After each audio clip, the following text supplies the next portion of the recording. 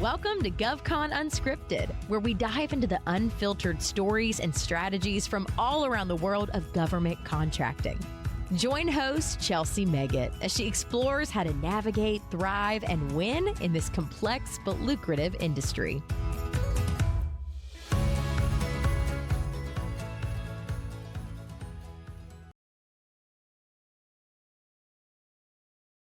All right. Hey, everyone, and welcome back to GovCon Unscripted. I'm your host, Chelsea Meggett, and today I've got with us Stacey Piper, CEO of Piper Strategies. Stacey, who are you and what do you do? You've got it, Stacey Piper. I'm a government marketing expert. I've been a federal marketing executive with more than 30 years of experience with technology and professional services marketing. And in 2017, I left corporate America and took what I learned growing a company on the inside from 170 million to 1.2 billion in revenue. So I can apply that to helping mature and emerging mid-market government contractors positioned to win more work with federal agencies and punch above their weight. For the past 8 years, Piper Strategies has helped more than 50 organizations with all sorts of branding, strategic communications, public relations, messaging, demand generation, et cetera. That's fantastic. That's a huge leap. So congratulations on that. That's massive. Thank you. Definitely scary. Definitely. I can't imagine leaving corporate America. I did that too, but it is scary taking that leap and making a go for it on your own. Absolutely. So how do you help companies with their marketing strategies, with their messaging strategies? That's a good question. This is honestly one of the things companies come to us first for very often. And we strive to help them find their correct voice so they can sound really authentic. So we do like lots of brand personality and tone type work to get started. But really, as we're doing that, we're learning their values and their mission. And we're striving to align that with the way they talk about their company and what they say to their target audience in a way that they can be relevant and meaningful and memorable. So the next step is creating like a traditional messaging architecture, something that we then teach them how to utilize, but it also can be a foundational element for all marketers and salespeople in developing any content that they're going to be developing from that point forward. And that includes everything from key messages and sub messages and proof points and value propositions. And we really pause is in trying to create the differentiators, right? And how can they talk about themselves in a way that they don't sound like every other Beltway bandit out there? So really, all of that then comes together to create their very specific company elevator pitch and their boilerplate language that they might use on the bottom of a piece of collateral or a press release or even proposal boilerplate. Interesting. And I'm sure that right now in these chaotic, sort of changing geopolitical and administrative times, it's probably caused a little bit of confusion amongst companies out there. What are some of the changes that, just given the current administration, that you've seen companies making to their messaging? Yeah, this is a great question and something we've been dealing with pretty much for the last 3 months straight. Yeah. Most notably, companies are removing all of the DE&I language off of their websites. Anything that can be scanned with AI keyword search, they're trying to remove that stuff. And they're even going so far as removing it from their career section of their website and how they hire and how they treat staff, which has been a hard pill for a lot of them to swallow. Yeah. But it's getting flagged even when the word diverse is used, not at all relating to the traditional sense that the word is used, like diversity of thought, diversity of opinion. Those are even getting flagged because it's not humans that are doing these searches for pausing or canceling contracts. And so really removing any hot button language from their collateral. And then the next step has been really renaming offerings and capabilities and the way they talk about the work they do. Interesting. So even just shifting from using words like advisory, right, into more action-oriented words, even subtle, nuanced things like that. Yeah. So our copywriters are doing a lot of work helping with that. And then our strategists, like myself, we're working on helping to create and name new solutions, new approaches that will, like, one for one, hit the new administration and new agency leadership with the words they're actually proactively looking for. So that all falls through into redefining value propositions and customer benefit statements. A lot of our products and software, hardware companies, we're veering away from more traditional, like, features and advantages kinds of statements about their products, Really? and more on benefit statements and outcomes and impacts and all of those things that the new administration is rightly looking for. Can you give me an example? Ooh. So in my experience, when you talk about the features or advantages of a product, if that's not the feature that I'm looking for the product to have, Sure. or the way that I was intending to use the product, I have an automatic reaction as a consumer that I don't want to pay for that. Right. Sure. And Yeah. so it's really upon studying what the new priorities are and what the government agency is looking for, and then reframing that advantage into a benefit statement to directly meet that need.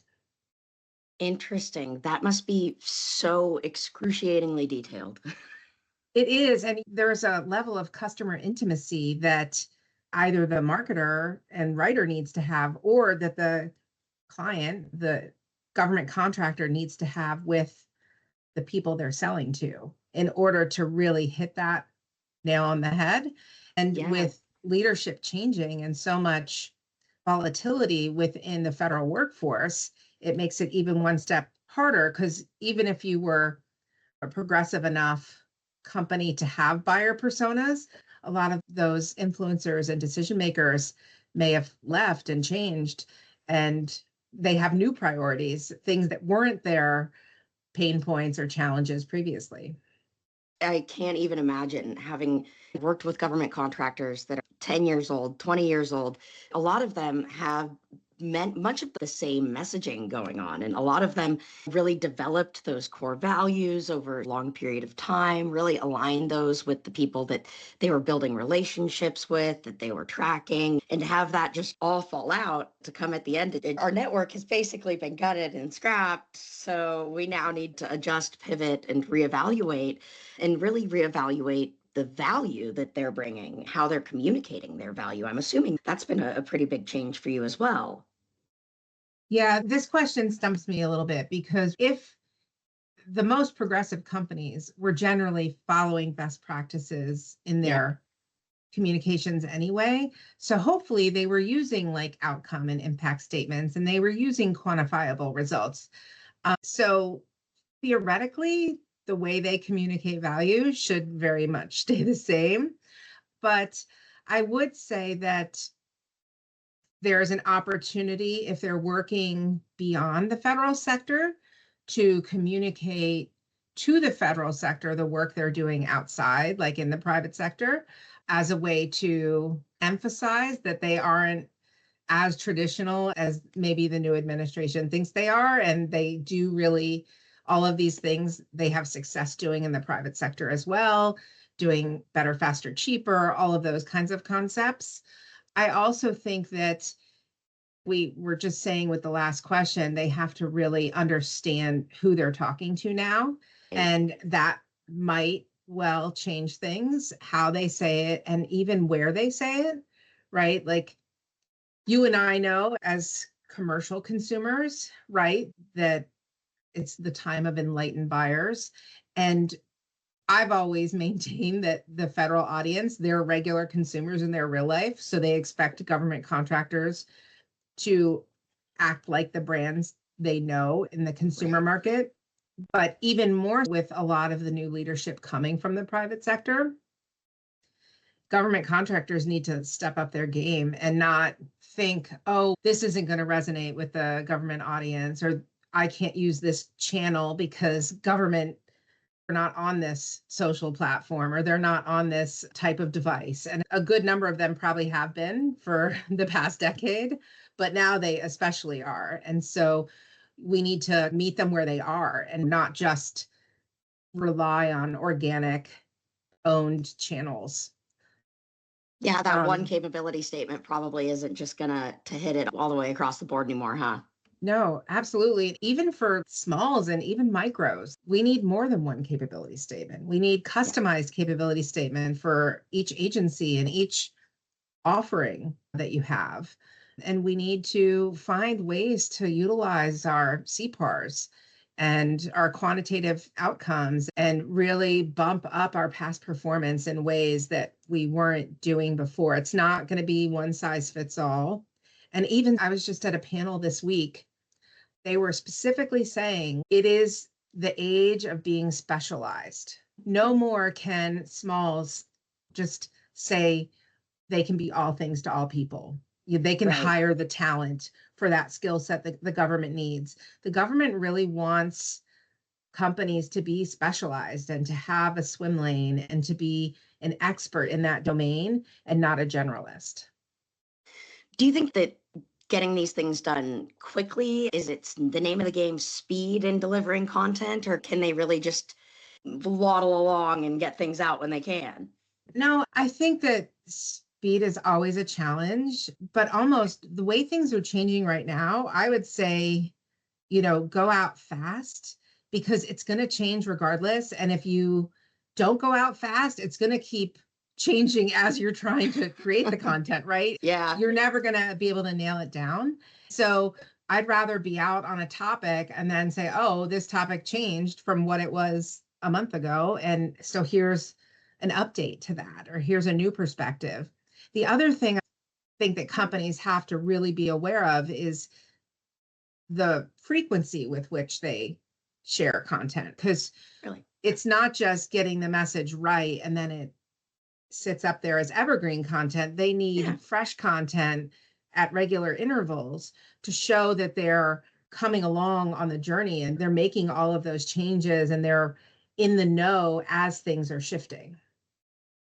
Interesting. So consistency and getting things out there frequently is probably growing in importance the more that the administration is growing and speeding things up and changing.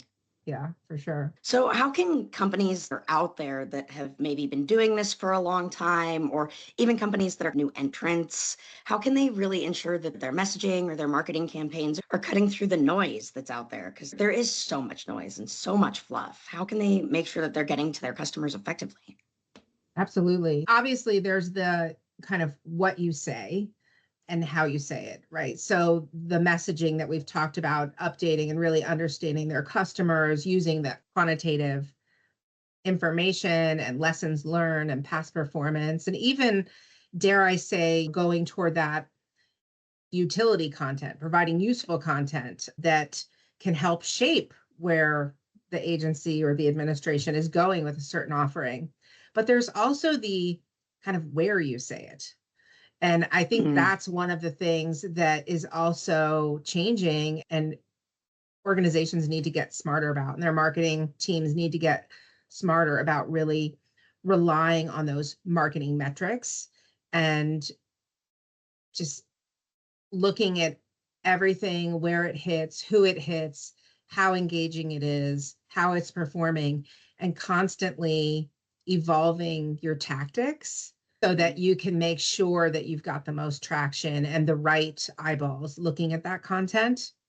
And if possible, when you have quantifiable impacts, I think the use of statistics, especially more infographic style, like eye-catching or video, to help their content cut through the noise and really attract attention with kind of measurable results, is the way to go.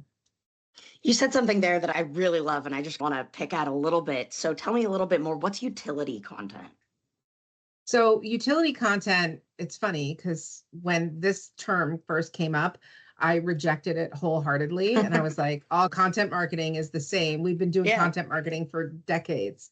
Sure. But the way I understand it and have been upholding it since I saw the truth in it is content that is useful to the recipient. So most professional services firms, most smalls, they talk about their marketing content is really sales content, right? It's content that talks about them and the way they do things and their capabilities. And utility content is talking more how to do and why to and what agencies should be thinking of. And so it's things almost that can be passed around an agency that theoretically even tilts toward, oh, I could do it myself because I now have this roadmap. But we know that they don't have the arms and legs to do it themselves, or they don't have the in-house resources or bandwidth to do it themselves. So this delicate balance of giving enough of the special sauce away without giving anything proprietary to your company. So it could be a template on how to plan something or make a business case for an investment. It could be lessons learned from implementations similar to this in other agencies or even in the private sector. Things that is really useful to the recipient and not self-promotional. I think is a very key difference. It's no longer the I am great, you can do this too, right? Absolutely. I think a very key difference that most folks probably don't really understand. So thanks for that explanation. That's fantastic.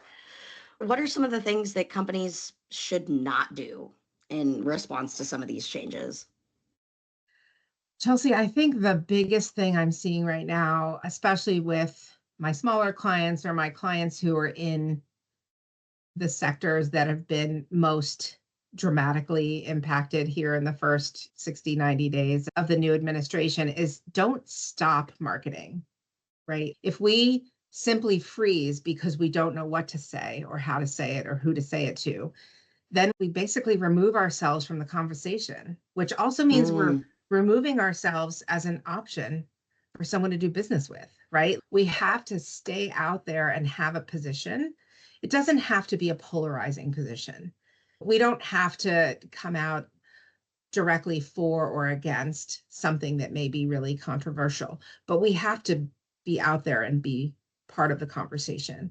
And I know that marketing is an overhead cost, and I know that sometimes you can't prove a direct line for a return on investment for a marketing investment, but it sounds simple. You want to have a position and have an opinion and be educational and try to help the conversation, try to inform the conversation in a balanced and informed way so that you're seen as an expert on the topic, and the new influencers and decision makers want to engage with you to get answers. And it seems like that's something that they'd want to get familiar with. They'd want to get to know you. And if you just stop, if you drop out of the conversation and pop up later down the road, they're not going to have had that chance to get more familiar with your company and your brand and all that you can do for them ultimately. Is that about right? Absolutely. And think about if you're having an argument with somebody, let's say even that much of a different opinion. If someone just walks away, they end the conversation and you can't move the ball down the field. Yeah. And it's not to say that any of these new leaders that are coming in with their distinctive thoughts, that they're immovable.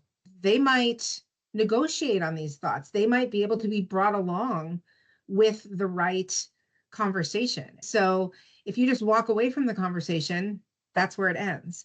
But if you keep engaging and you try to rationalize and present logical solutions and logical methodologies and reasons why certain services need to be purchased or certain types of work need to happen so that, you know, the government functions as we need it to function, then we can keep iterating on what that looks like and what the best practice will be. Because I think everyone agrees that there can be more efficiency and that these programs can be run more effectively and have better outputs. And nobody's disputing that. It's just the how we get there. And I think that's still fungible. Absolutely. And should companies be like rebranding? Should they be like wholesale, just throwing out taglines and everything? And If Yeah. they've got a real strong motto that they like to stick by, should they just be wholesale reconsidering that at this point? I would not go so far. If they were already planning a rebrand or a brand refresh, by all means, they should continue on that path, like business as usual, and use what's happening to inform the direction they take. But the only thing I would say is if your company still has a tagline locked up with your logo in a graphic image, for instance, I might uncouple that and use your tagline in certain situations. Lots of times, a tagline might be used related to your talent brand and your career positioning, as opposed to how you might position with a defense agency or a civilian agency. And if you are inclined to already use a theme line, you can get really flexible with those. And they're almost like slogans. You can use them for different campaigns with different audiences and give your brand some flexibility on how you position depending on what you're positioning for. Now, I'm really embarrassed to say this, but I'm going to announce it to the world and to my audience here. I'm not sure I actually know what a theme line is. Can you define that for me? So I think that it came up the first time I talked about theme lines was probably back in 2015, 2016, something like that. I think a creative director first brought it up to me during a rebrand, and it was the new age tagline. And the one that we came up with for that particular job was very flexible. So I think it was like relentlessly driving innovation. That was the theme line for this company we were rebranding. But over time, what we showed them is you could be relentlessly driving cybersecurity, relentlessly driving something else. So you could shift it and it still upholds the master brand, if you will, but it has flexibility so that you can use it in different situations and to make different points depending on who you're talking to. I love that. That sounds a whole lot more utilitarian than just a stock standard tagline that you've had for maybe the past 20 years. And going into timing, it's one of those things where a lot of legacy companies, they have stuck by their brand. They have stuck by their messaging. A lot of it hasn't necessarily changed. Some of the bigger companies, they may have changed their name or shortened it into what some might consider acronym-ish. Yeah. 3-letter companies now, like 3-letter agencies. But how often should they be changing their messaging? Has the pace changed with the new administration? Give us your thoughts on timelines for adjusting this stuff. Yeah, even when we've had past presidential transitions, the pace of change has never been as fast as it is now, right? Even the most prolific experts were still saying, oh, it's going to be largely business as usual through the end of this federal fiscal year. Yeah. It's a sea change. You've got to redirect the battleship, all of those things. And then all of a sudden it's break it fast and fix it. And something we weren't used to. Yeah. So I think you have to always be watching that. But even regular best practice would say that your evergreen content messaging should be updated every, 6 to 12 months, especially on digital platforms like your website that are easy to change with low cost of entry. And that your print materials should have a little bit more shelf life, right? And so those are the materials that are largely talking about either past work, like case studies and success stories, or capabilities, which are always evolving, but you've got a core set of capabilities and products and how you go to market. But I think they will need to update more frequently, or at least revisit to mitigate any risk of any additional like hot button words that come out, et cetera. It's the every day, week, month thought leadership content that is going to give them the flexibility to shift the message and evolve as the story is developing. So you've mentioned this a couple of times, and I love that in this conversation that these things come up, but you've mentioned the term hot button words just a couple of times. And I know that there's probably been a lot that have popped up, but are there any that you can think of that aren't necessarily just specifically DEI that we can acknowledge and think of? That's a great question, Chelsea. And I think that it's easiest to think about it in the way we talk about our offerings and our capabilities. Language that feels more passive is not going to appeal in general with commercially minded people and people who are looking for action and impact statements. So I think it's even things like workforce development, something as benign as that. Yeah. There's no hot button words, but changing that into like performance optimization. It's a subtle shift for you and I, but it's a really important shift for an agency leader who's got limited budget and huge KPIs that they need to hit right out of the gate.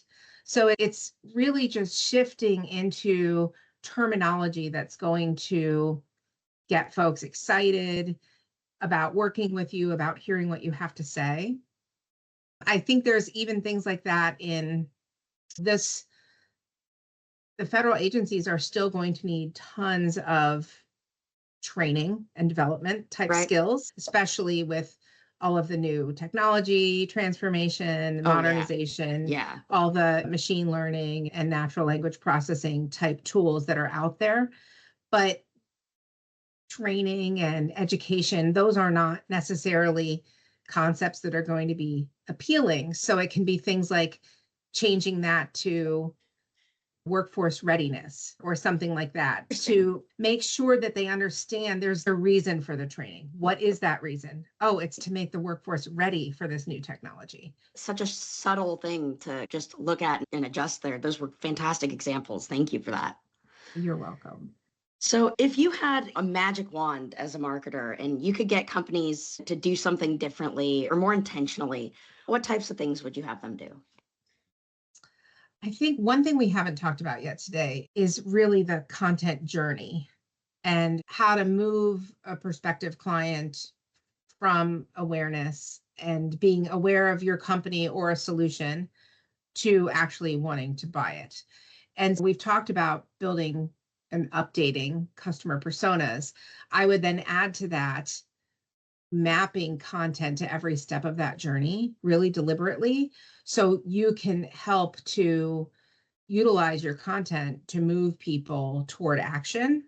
Just like they want all of the new projects and programs to be more effective and action oriented, we can do the same with our marketing and content.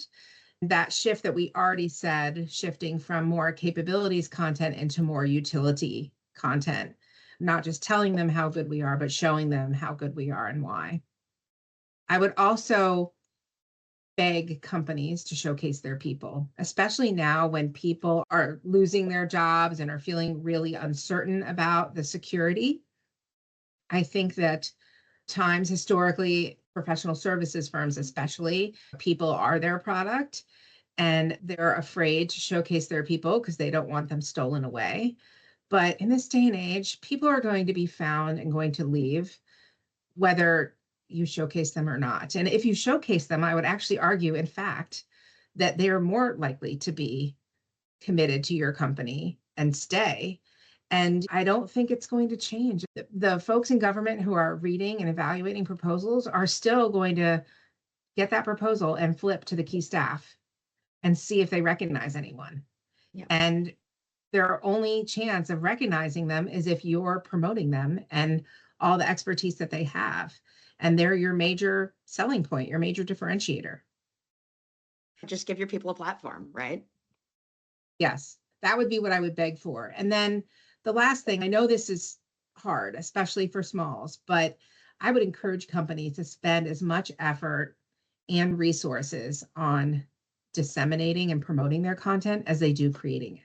So we've talked a lot about creating content, but if they just hang it on their website or put it out in one tweet or a LinkedIn post, the chances of the right person seeing it at the right time is really minimal.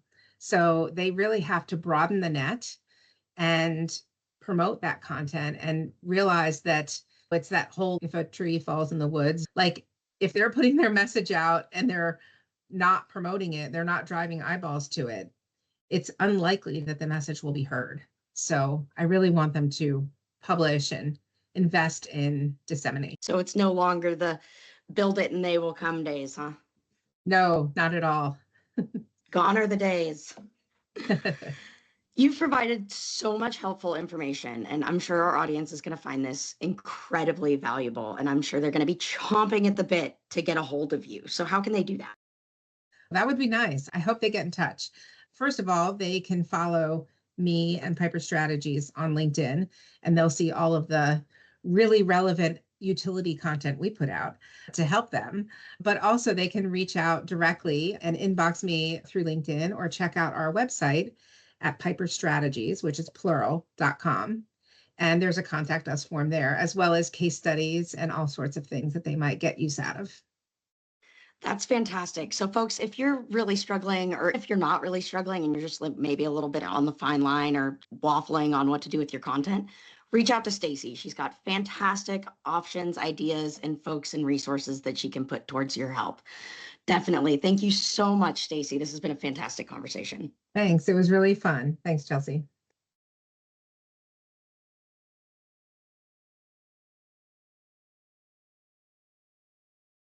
Awesome.